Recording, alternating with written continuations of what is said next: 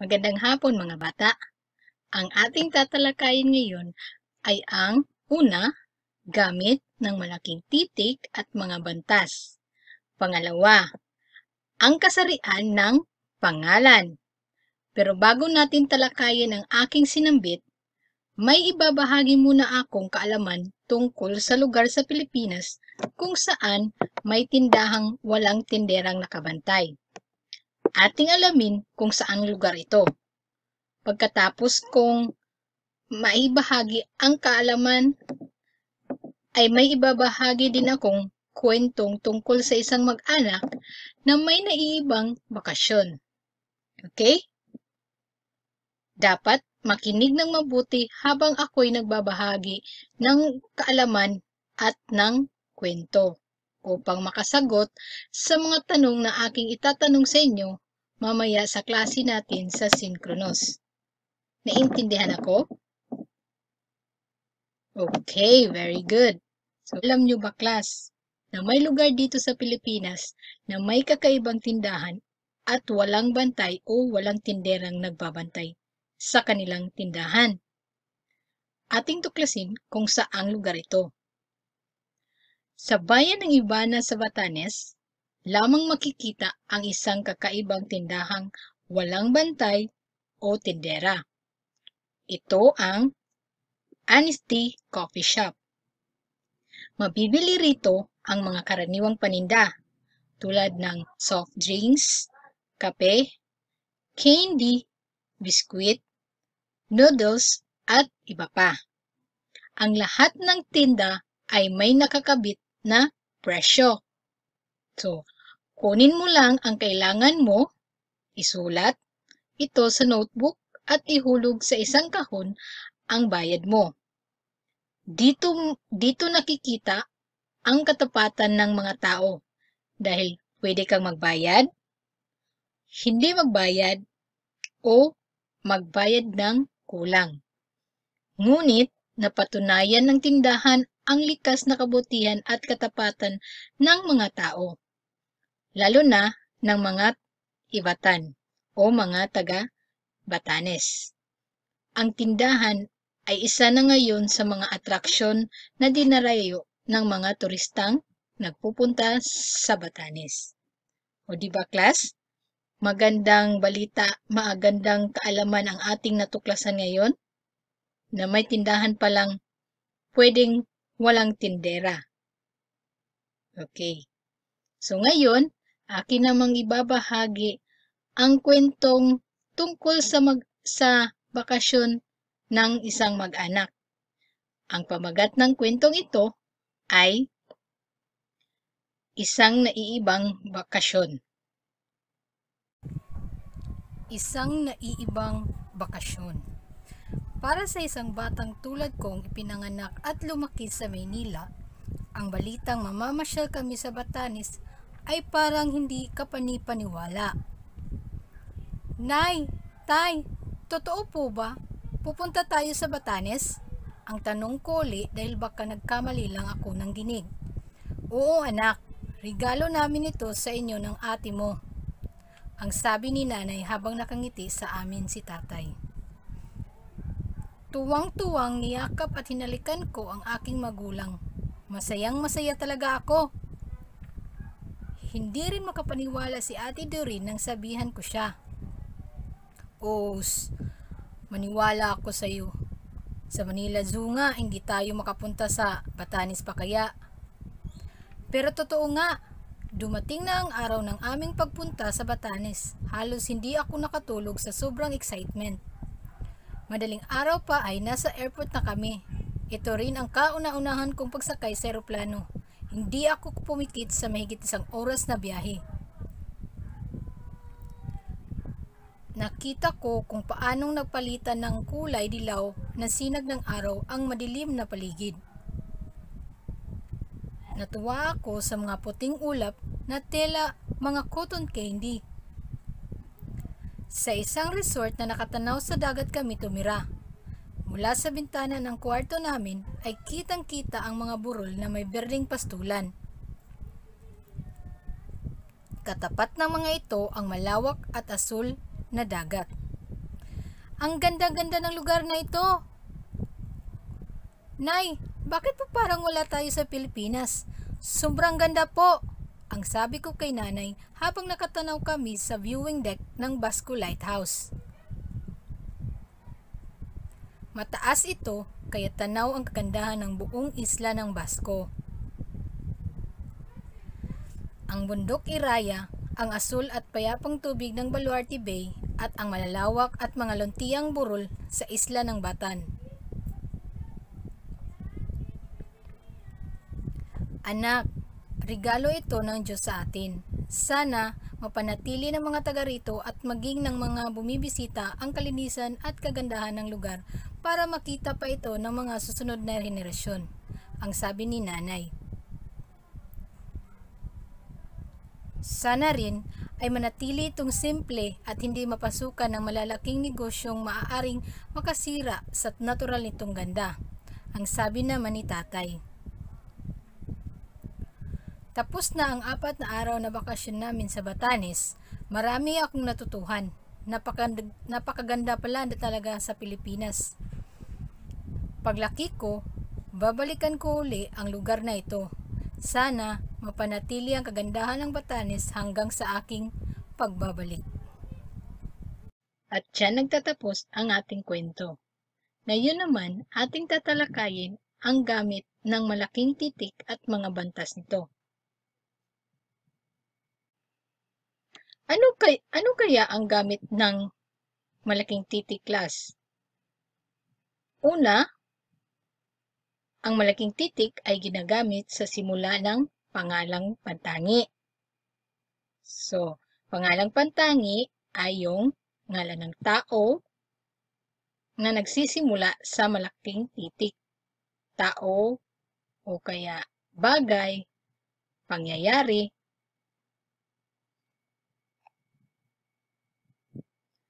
Ang halimbawa nito, class, ay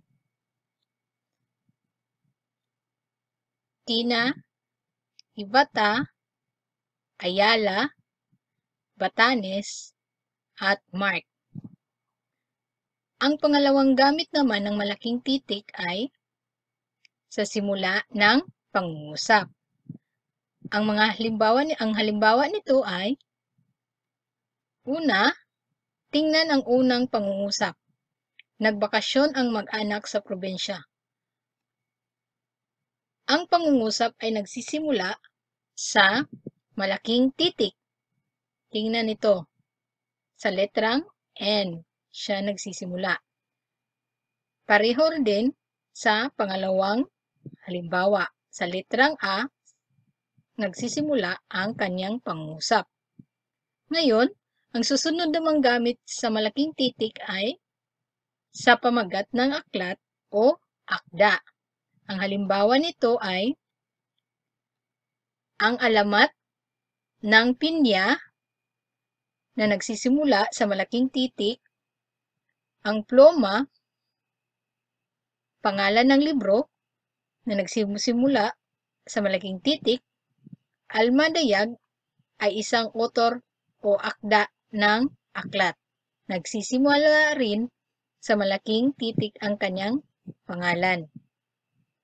Sa susunod naman ay ang malaking titik ay ginagamit sa simula ng ngalan ng buwan at araw.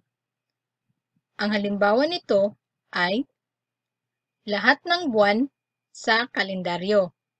Enero, Pebrero, Marso, Abril, Mayo, Hunyo, Hulyo, Agosto, Setyembre, Oktubre, Nobyembre, at Disyembre.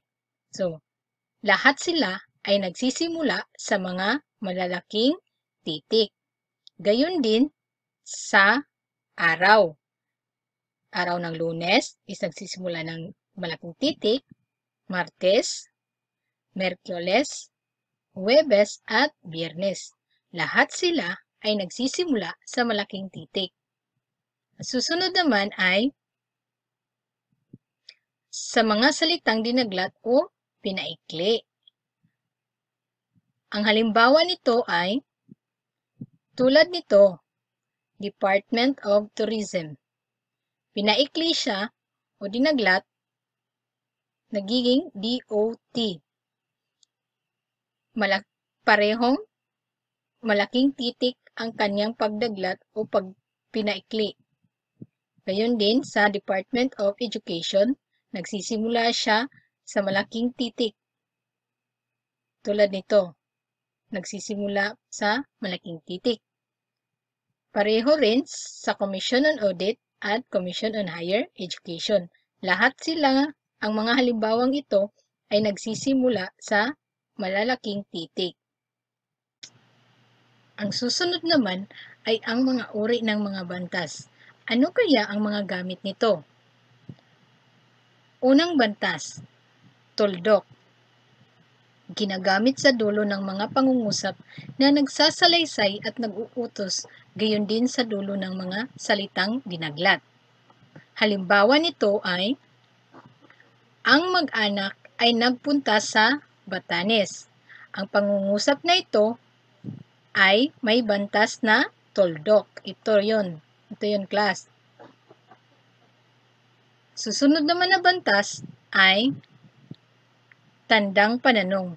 Ang tandang pananong ay ginagamit sa dulo ng mga pangungusap na nagtatanong sa pangungusap na nakikiusap. Narito ang mga halimbawa. Ang unang pangungusap class ay saan nagpunta ang mga anak? Nagtatanong ang pangungusap na ito, kaya may tandang pananong sa huli o sa dulo nito. Sa pangalawang pangungusap naman class, maaari mo ba akong samahan sa mall? Ang dulo nito ay may tandang pananong. Nakita niyo class? May tandang pananong sa dulo nito. Pero ang pangungusap na ito ay hindi tanong, kundi nakikiusap siya. Kung maaari ba siyang samahan. Okay. Ngayon, ang susunod naman ay ang susunod na bantas ay tandang padamdam. Ginagamit sa dulo ng mga pangungusap na nagpapahayag ng matinding damdamin. Halimbawa nito ay, ang ganda ng Pilipinas. Tingnan ang dulo ng pangungusap na ito. Ay may tandang padamdam. Ito ang simbolo ng tandang padamdam o kaya exclamatory point sa Ingles. Susunod naman ay kuwit. Ang kuwit ay ginagamit sa paghihiwalay ng magkakasunod na pangalan sa serye. Halimbawa nito ay karagatan, may kuwit, kabundukan, kuwit, kagubatan, kuwit. Pinaghiwalay sila sa pamamagitan ng kuwit. Ito ang simbolo ng kuwit na bantas. O, yun. Susunod naman nating tatalakayin class ay ang kasarian ng pangalan. May 4 na kasarian ang pangalan. Una ay pambabae, pangalawa, panlalaki, ang pangatlo ay di tiyak, at ang pang-4 ay walang kasarian. Ang kasariang pambabae ay tumutukoy sa mga pangalang may kasariang pambabae. Halimbawa nito class ay si ate, batang babae, si lola, at si nanay. Kasama rin si ninang o kaya si tiya. Sila ay mga pangalang may kasariang pambabae. Sunod naman ay kasariang panlalaki. Tumutukoy sa mga pangalang may kasariang panlalaki. Halimbawa nito class ay ang mga sumusunod. Si kuya, si tatay at ang anak niyang lalaki. Si lolo, si tiyo, at kasama na rin si ninong kasi panlalaki ang pangalang ninong. Sunod naman ay ditiyak. Tumutukoy sa mga pangalang may kasariang hindi agad masasabi kung babae o lalaki. Halimbawa nito, class, ay ibon. Hindi natin matitiyak kung ang ibong na iyan ay panlalaki o babae. Pangalawa, bata o kaya sanggol. Hindi natin natitiyak kung yang bata na yan ay babae ba o lalaki. Pangatlo, mga grupo ng mga hayop. Hindi natin matitiyak o masasabi na sila ay pambabae ba o panlalaki. Kaya sila naging halimbawa sa ditiyak na kasarian ng pangalan. Ang pang-apat naman at panghuli ay ang walang kasarian. Tumutukoy sa mga pangalang walang kasarian. Mga halimbawa nito ay bulkan o kaya bundok. Pangalawa, ang bola ay walang kasarian. Payong at upuan ay wala ring kasarian o mga walang buhay.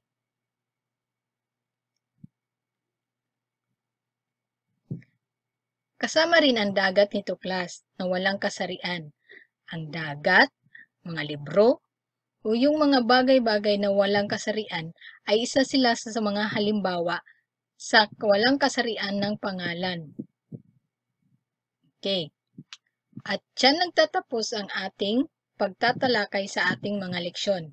Maraming salamat sa inyong panunood at pakikinig sa ating leksyon. Naway may natutunan kayo ngayong araw na ito. Hanggang sa muli, paalam!